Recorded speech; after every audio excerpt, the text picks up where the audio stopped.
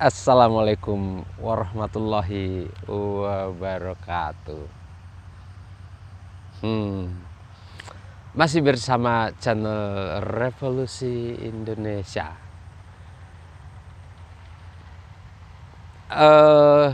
Kali ini saya ingin melanjutkan peristiwa-peristiwa goib yang semoga saja semua elemen bangsa, rakyat Indonesia, khususnya para ahli dan para ulama tentu yang lebih mengerti berkaitan dengan bagaimana Allah mengatur segalanya gitu ya, yaitu angka-angka seperti di video sebelumnya kan saya atau peristiwa diangkat ke langit itu ketika saya berusia 23 tahun, dan saat ini peristiwa itu telah terjadi selama 32 atau sejak 32 tahun yang lalu. Saya berusia 23 tahun dan terjadinya itu 32 tahun yang lalu. 23, 32. Peristiwa diangkat ke langit, saya sampai di rumah tepat pukul 03.02.23. Itu bagaimana Allah buat seperti itu? Dia yang mengatur segalanya. Berkaitan itu, ada satu lagi peristiwa yang terjadi tanggal 22 Februari 98. Waktu itu kan memang lagi rajin-rajinnya ibadah, bekerja yang sampai berapa lama itu. Pokoknya awal-awal memulai dunia motivasi ya, terjemah ratusan buku dan seterusnya.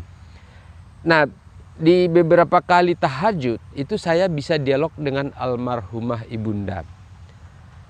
Dan satu-satunya peristiwa yang saya catat hasil obrolan itu terjadi pada tanggal 22 Februari 98. Apa yang saya tulis? Merancang kematian. Jadi ada kalimat yang saya tulis waktu itu, pengantar jenazah Juan Siregar ke liang kubur adalah jenderal, gubernur, ulama, menteri. Semua masyarakat berduyun-duyun mengiringinya.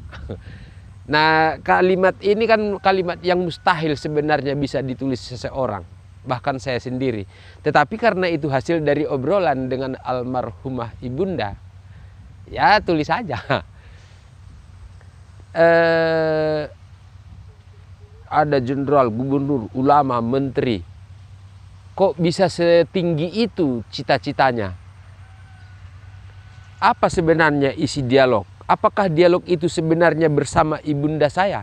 Ibunda saya kan tidak lulus SD. Bagaimana dia bisa mengerti tentang pemerintahan jenderal, gubernur, menteri? Berarti obrolan yang terjadi saat sholat tahajud itu mungkin Allah memberikan media melalui seolah-olah berdialog dengan ibunda. Tetapi pada kenyataannya sebenarnya barangkali saat itu Allah lah yang membimbing saya untuk membuat tulisan-tulisan itu atau berbagi ilmu yang terjadi dalam dialog-dialog di akhir doa tahajud. Nah, setelah berproses berjalan sejak 22 Februari 98, itu kalau kita lihat atau kita padan-padankan, Al-Quran itu kita tahu turun selama 22 tahun, 2 bulan, 22 hari. Betul ya? Nah, kalau kita lihat mau ulang tahun yang sama atau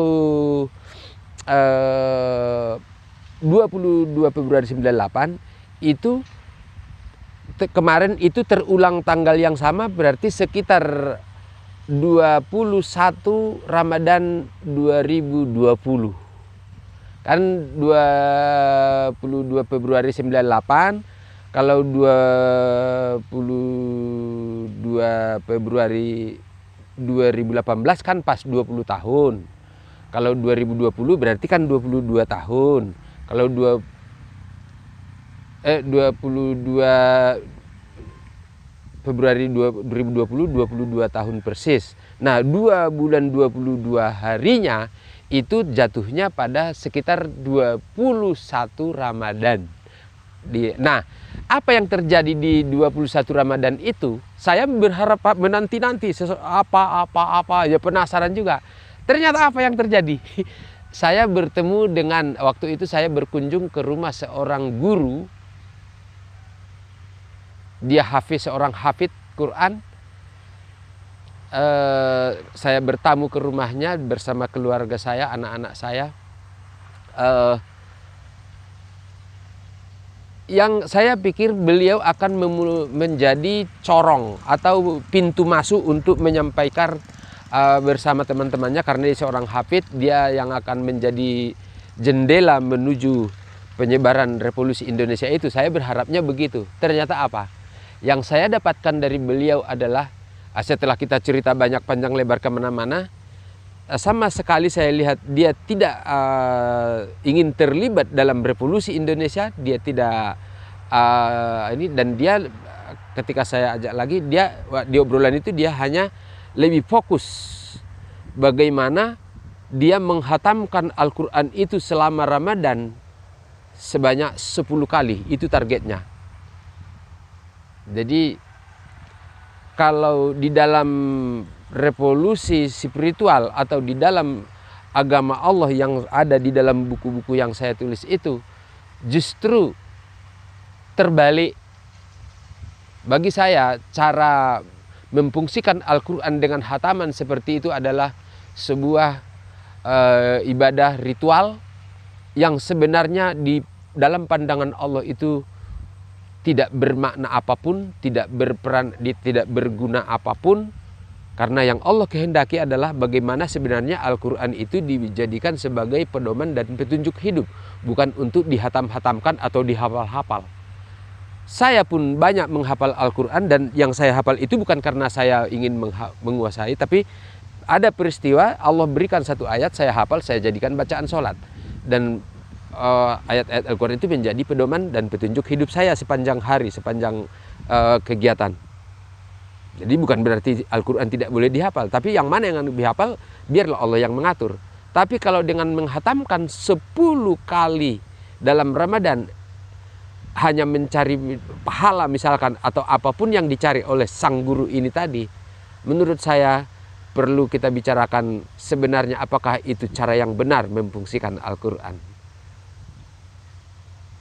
Tetapi dengan adanya peristiwa itu, menurut saya adalah sebuah peristiwa besar juga, sebagai ulang tahun dari peristiwa 22 Februari 98, atau sama persis seperti turunnya Al-Quran. Allah mempertunjukkan kita semuanya bagaimana manusia telah mensalah fungsikan Al-Quran itu. Nah, dengan salah fungsinya Al-Quran, bukti-bukti seperti itu untuk kita kembali, ayo kita kembali ke jalan yang benar. Sebenarnya seharusnya bagaimanakah kita memfungsikan Al-Quran? Inilah yang harus kita revolusi. Masukan untuk semuanya. Terima kasih. Assalamualaikum warahmatullahi wabarakatuh.